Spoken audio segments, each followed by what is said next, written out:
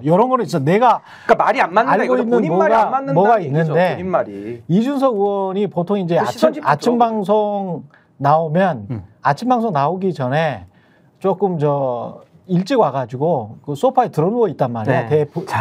네, 잔단 말이야. 이게 자다가 이제 좀 이렇게 해서 이렇게 눈을 뜨면 작가들이랑 좀 이야기를 해요. 작가들이랑 이야기를 하면서 이런저런 이야기를 해. 근데 이것과 관련해서 최근에 제가 KBS 있을 때 말고 다른 방송사에서 최근에 다른 방송사에서 작가들에게 어떤 이야기를 했어. 네, 여기까지만 이야기할게. 근데 그거가 그때 김영삼, 명태균 얘기를 한 거 아니잖아요. 아니 그 이야기 했다니까. 그 얘기 했다고? 그 이야기 했는데 그거를 여기에서만 깎아 말까 이야기를 했다니까. 근데 이 사건이 터지자 또 선의의 조언이라고 하는 거는 내가 보기에는 내가 들은 정보로는 왔다 갔다 하는 사람으로밖에 안 들려. 뭐지? 근데 그러니까 이제 마침 또 그때 터졌을 때 뉴스토마토가 터졌을 때 성매매 사건이 무혐의 처리가 됐잖아. 아니 그렇게 몰고 가지 마세요. 아니 그러니까 요게 시점이 좀 이상한 거야. 그러니까 이상하다는 것과 잘못됐다라는 거를 혼동해서 그러니까 왜 왔다 갔다 하냐는 거지. 두 가지가 선의 조언이었어, 아니면 공천 개입이었어. 아니 요거는요 정확하게 말씀드리면 지금 판단을 확정 내리자는 게 아니에요. 그렇지. 다양한 해석은 지금 할 수 있고 표현의 자유를 막으시면 안 되는 거고 다양한 의견을 존중해야 될 필요가 있다. 근데 저는 2023년도 4월 28일 이제는 말한다 MBC 라디오를 지금 한번 돌려보시면 그 부분만 들어보면 돼요. 그렇지. 제가 읽어드릴게요. 이준석 의원 말입니다. 공천 과정에서 잡음이 아니라 제가 시킨 공관위원장이라니까요. 이렇게 얘기를 합니다. 그러면서 이렇게 얘기를 해요. 정진석 공관위원장한테 지시를 내린 게 뭐냐면 경선을 의무화해라. 그러니까 여론조사를 쓰는 경선을 의무화해라라고 지금 얘기를 본인이 지시 내렸다고 얘기를 하고 있고요. 여기에 대한 책임은 당대표가 다 내가 진다. 이런 얘기 좀 하고 있거든요. 예. 그럼 제가 궁금한 건 뭐냐면 정진석 공관위원장한테는 같은 시기고 같은 위원장 2명인데 같은 공천관리위원장인데 정진석한테는 지시하고 했는데 이렇게 얘기합니다. 용산을 바라본 거죠라고 이준석 의원이 얘기를 해요. 그때 공천을 용산 보고 했다라고 얘기를 해요. 그러면 이준석 의원의 인식이 중요하거든요. 그러니까 제가 지금 뭐 이준석 의원 수사받으라 이런 뜻이 아니라 당시에 공천 개입이라는 부정과 비리가 있었는데 그 범죄는 맞아요. 아니 왜냐하면 박근혜 대통령 탄핵당하고 징역 2년 받은 게 공천 개입 사건이거든요. 그렇지. 그 이준석 의원의 완결성 논리로 봐도 이건 처벌받은 게 이준석 의원 논리가 안 맞아요. 그때도 여론조사만 돌렸을 뿐이니까. 근데 그때 당시에 정진석한테는 본인이 관여를 했는데 용산하고 보조를 맞췄다. 그럼 본인은 알고 있는 거거든요. 그러면 저는 뭐 수사를 떠나서라도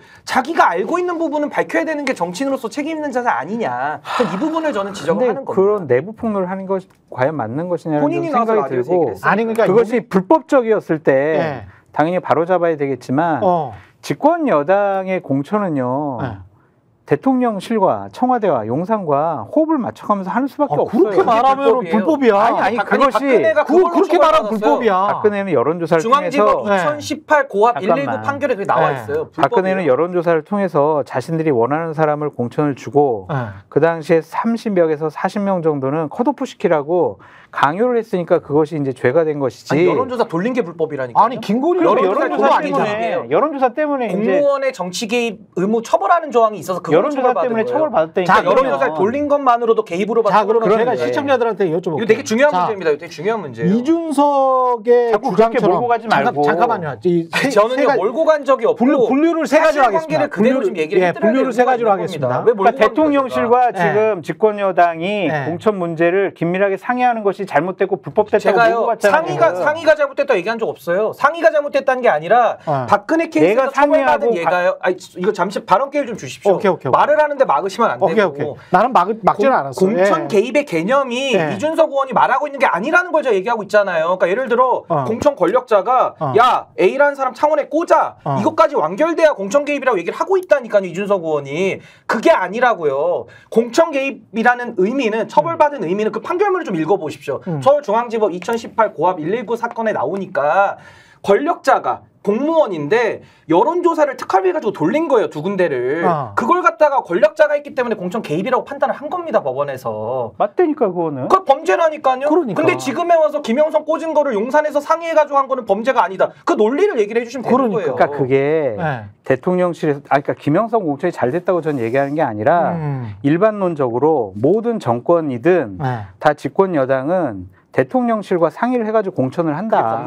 아니 그러면은 그렇게 말하면 아니 그거를 아닙니까? 여론조사를 해가지고 자기들이 원하는 사람을 공천을 줘라. 아이 그런 건 잘못됐는데 이전 같은 거 재심해가지고 아니 그러면은 가령이 무죄죠. 그거 왜 범죄입니까? 잠깐만. 그거 왜 범죄입니까? 그거는 잘못됐는데 박근혜까지 갈 필요도 없이 노무현이나 문재인 때 만약에 이런 사건이 터졌잖아. 그러면은 당시에 야당이었을 국민의힘은 무조건 이거는 불법이라고 하지. 그러니까 여사가 개입이 됐거나 아니면 박근혜처럼 여론조사를 통해서 자신들이 원하는 사람을 꽂았다면 이건 불법이라서 잘못됐다니까요. 제 얘기는 그건데 제가 보니까 여사는 개입된 것 같잖아.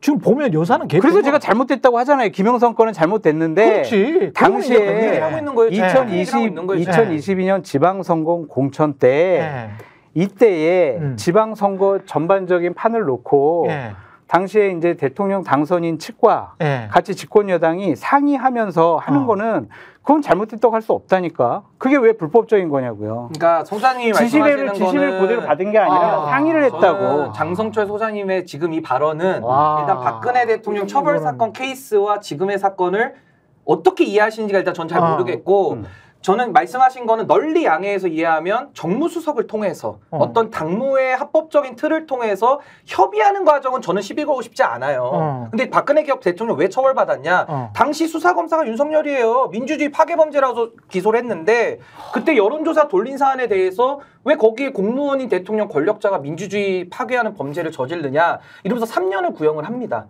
그 징역 2년이 나왔어요. 그게 팩트라니까요. 근데 거기서도 박근혜 대통령이 원하는 사람을 꽂았기 때문에 처벌받는 게 아니라는 걸 좀 말씀드리는 거고 이준석 의원이 얘기하는 A라는 사람 권력자가 심고 싶은데 결국 못 꽂았잖아요. 그러니까 그건 완결성이 떨어지니까 공천 개입이 아니라고 판단했어요라고 얘기를 했는데 전 그 말은 박근혜 처벌 케이스랑은 안 맞는다는 걸 얘기를 하는 거예요. 이 얘기만 하는 겁니다. 그러면 얘기를 좀 정리를 이 얘기를 뭐 끝날 때까지 할 수가 없으니까 잠깐만. 끝날 때까지 할 수가 없으니까 1. 김영선 전 의원에 대해서 드러난 여러 가지 정황들이 있지 않습니까? 거기에 대해서는 장 소장님도 거기에 대해서는 문제가 있다고 말씀하시는 거잖아요. 그리고 거기에 대한 이준석 의원의 견해에 대해서 지금 장 소장님 말씀하신 건 아니고 장 소장님이 얘기를 하는 거는 그 당시에 재보궐선거 말고 지방선거 공천에 대해서 그 당시 어떻게 됐는지에 대해서는 김영선 전 의원만큼의 팩트가 드러난 건 없으니까 거기를 얘기하시는 것 같아요. 만약에 지방선거 공천에 대해서 그 당시 지방선거 공천에 대해서 지금 김영선 전 의원 케이스 같은 그런 얘기들이 이제 막 나온다면 장 소장님이 이제는 이렇게 얘기할 수 없을 것이다. 저는 그렇게 생각을 하면서 지방선거로 2022년은 나온 게 없으니까. 그렇죠. 그러니까 맞는 말이지. 아니 그것을 잘못됐다고 그러니까 통으로 해서는 안 된다는 얘기예요. 그렇죠. 그러니까 그 말씀하시는 거고 시기와 가지고 이야기하는 거면 그렇죠. 그러니까 그 말씀을 하시는 거예요. 그러니까 만약에 뉴스토마토가 예를 들면 지방선거 때도 김건희 여사가 여기에 대해서 요렇게 했다. 요런 거를 새로 내놓으면은 제가 볼 때는 뭐 일부 보도가 될 수도 있는데 그러면 이제 또 얘기가 달라질 수 있다. 요걸 보도가 나올 거예요. 나올 거라고 우리는 알고 있잖아. 저 JTBC 저 김건희 그 도이치모터스 이 이야기도 해야 되는데 요것도 JTBC가 그 풀어가는 과정이 그러니까 잠깐만요. 신인규 변호사가 저를 상당히 이상한 사람으로 만들어가지고 광고도 불쾌하기도 하고 지금 광고도 해야 되는데 저희가 얘기할 때 오셔가지고 라이브로 관전하시기 바랍니다. 반드시 주변 사람들 데리고 오시기 바랍니다. 구독, 좋아요, 알림 설정 해주시기 바랍니다. 좀 살려주십시오. 저 좀.